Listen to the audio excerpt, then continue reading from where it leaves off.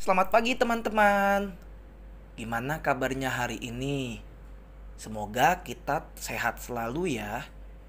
Nah teman-teman, kali ini kita mau membahas mengenai Musa yang diutus Tuhan untuk membebaskan bangsa Israel dari perbudakan orang-orang Mesir. Ini bisa kita baca dari kitab Keluaran 3 dan kitab Keluaran 4. Musa adalah seorang anak Israel, teman-teman. Tetapi dia itu hidup dan besar di istana istri Firaun. Kok bisa, Kak? Jadi begini. Dulu Raja Firaun ditegur oleh Tuhan bahwa akan ada seorang dari bangsa Israel yang akan mengutuk bangsa Mesir. Nah, Firaun kan takut, teman-teman. Jadi dia memerintahkan semua pasukannya untuk membunuh bayi laki-laki yang baru lahir, tetapi menyisakan yang perempuan saja. Jadi semua pasukannya itu pergi untuk mencari bayi laki-laki yang lahir di tanah Israel. Ayah dan ibu Musa yang memiliki anak laki-laki yaitu Musa takut, teman-teman. Jadi Musa disembunyiin awalnya. Tapi lama-kelamaan mereka semakin takut kalau nanti pasukan Firaun bisa menemukan Musa. Jadi akhirnya ayah dan ibu Musa memutuskan untuk memasukkan Musa ke dalam keranjang dan menaruh Musa di sungai Nil. Jadi Musa di dalam keranjang itu terbawa arus sungai Nil hingga sampailah dia di tempat istri Firaun. Istri Firaun yang melihat bayi Musa sangat tampan waktu itu, ia menyukainya dan kemudian memutuskan untuk mengangkat Musa sebagai anak angkatnya. Itulah kenapa Musa bisa lahir dan besar di istana di Mesir, teman-teman. Seiring berjalannya waktu, Musa memiliki pekerjaan atau ia senang mengembalakan kambing dan domba di Gunung Horeb. Itu ia lakukan hari demi hari selama hidupnya sampai ia beranjak dewasa. Nah, pada saat itu teman-teman, orang-orang Israel adalah budak dari bangsa Mesir. Mereka harus kerja, kerja, kerja. Pokoknya mereka gak boleh istirahat. Gak ada waktu buat makan, gak ada waktu buat minum, teman-teman. Kalau ada yang berhenti aja karena kecapean, mereka pasti dipukul, dimarah-marahin, dicambuk, teman-teman. Pokoknya saat itu Israel sangat menderita bekerja paksa di Mesir. Musa yang aslinya adalah orang Israel seringkali merasa sangat sedih bahwa ternyata kaumnya menjadi budak bagi bangsa Mesir. Satu hari ada seorang bapak tua dari bangsa Israel mengangkat satu karung semen. Karena kecapean atau mungkin kurang makan, bapak tua ini akhirnya menjatuhkan satu karung semen itu. Nah, pasukan Firaun ada satu orang melihat kalau bapak tua ini menjatuhkan semen itu. Bukannya kasihan, prajurit ini malah justru ingin mencambuk bapak tua itu.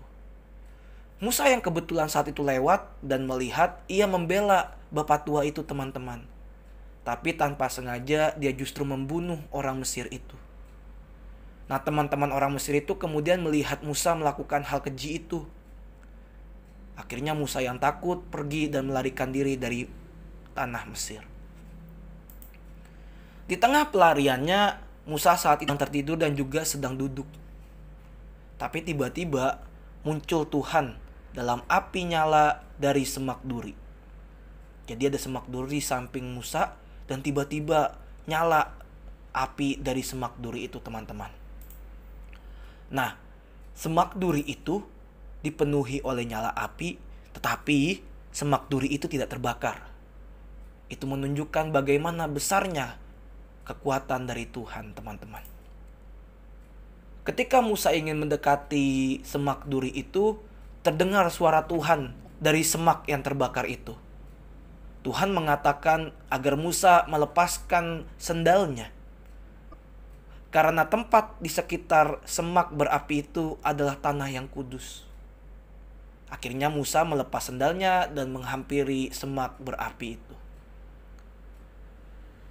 Dari dalam semak berapi itu terdengar suara Tuhan. Tuhan memerintahkan kepada Musa untuk membebaskan semua orang Israel keluar dari Mesir.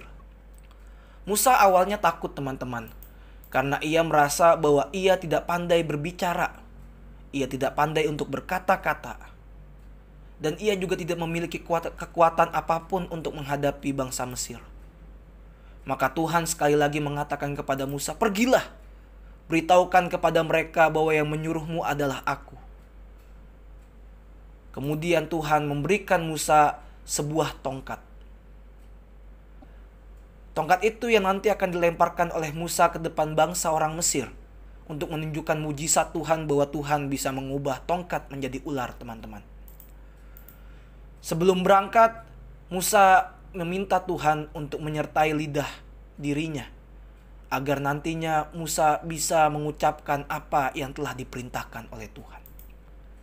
Sebelum berangkat, Tuhan memerintahkan agar Musa mengajak Harun untuk pergi bersama-samanya dan untuk menemani Musa. Akhirnya Musa pergi bersama dengan Harun untuk membebaskan bangsa Israel dari Mesir. Nah itu, teman-teman, jadi Tuhan itu sangat hebat. Dia menyayangi bangsa Israel dan ia menyuruh Musa untuk membebaskannya. Tidak peduli bahwa Musa tidak memiliki kekuatan apapun atau Musa tidak memiliki kemampuan berbicara apapun. Kita bisa lihat, teman-teman, bahwa Tuhan melalui kemampuannya bisa menyalakan api dari semak duri tanpa membakarnya. Bahkan dia juga bisa mengubah tongkat menjadi ular. Jadi teman-teman, kita harus selalu yakin kepada Tuhan kalau Tuhan akan selalu menolong dan menyertai kita. Nah, kita berdoa ya teman-teman. Tuhan, terima kasih karena kami telah mendengarkan firman-Mu. Bantu kami agar kami menjadi seperti Musa yang mau mendengarkan Engkau karena kami tahu Engkau menyertai kami, Tuhan. Hanya dalam Yesus Kristus kami telah berdoa. Amin.